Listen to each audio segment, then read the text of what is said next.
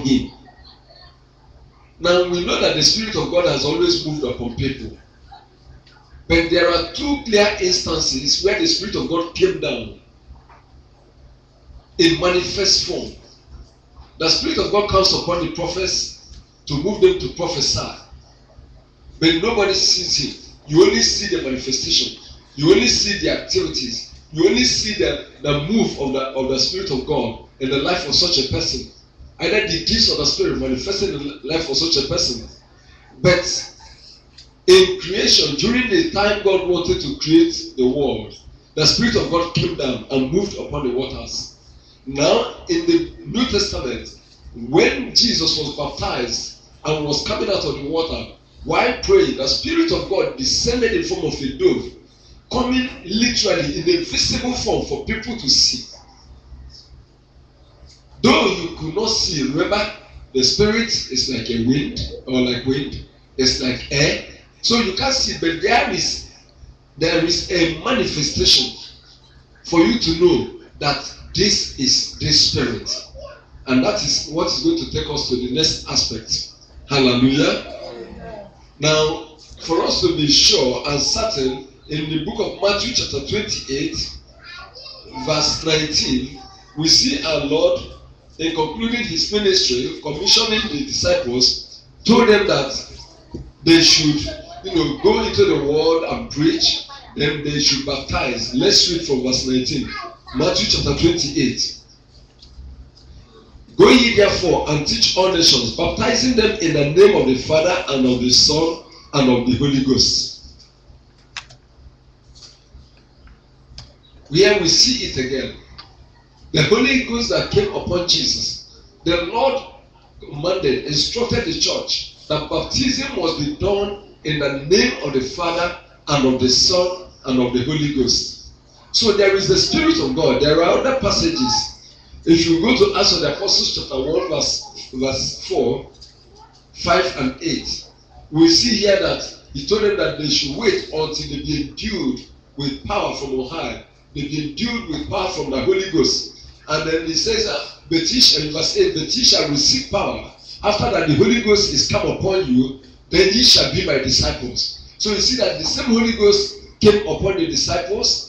The Lord promised that he is going to come upon the disciples for them to be able to carry out, the ministry that is committed into their hands. And in Acts of the Apostles chapter 2, it is clear to us that the Holy Ghost really came. And that is the day that is popularly called the day of Pentecost. And that day of Pentecost became Christian Pentecost. It was the day that the church was really parted, physically, and the church started moving.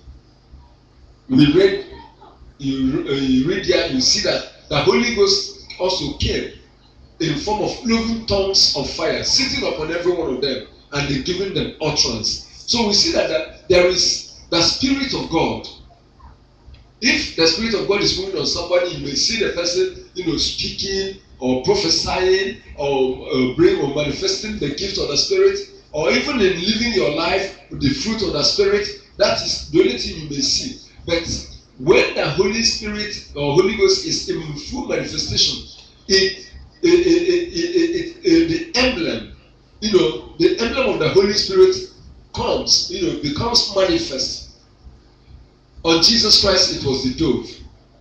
On the apostles, it was emblem of fire coming upon them. So there is the Spirit of God. Number 2, we have angels of God. There are equally spirits. Psalm 104 verse 4. If you open, you can read for us. Psalm 104 verse 4.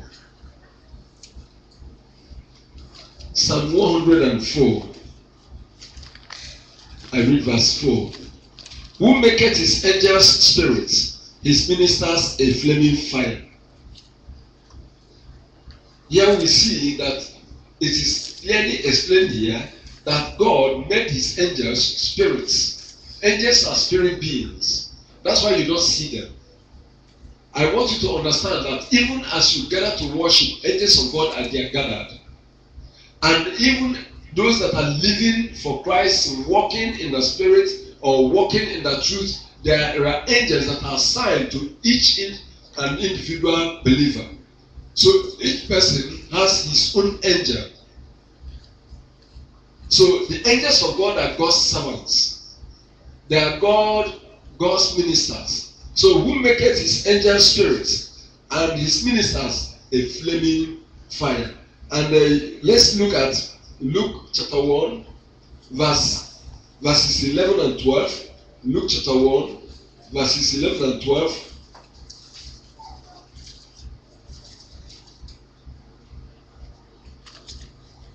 And there appeared unto him an angel of the Lord standing on the right side of the altar of incense. And when Zechariah saw him, he was troubled, and fear fell upon him.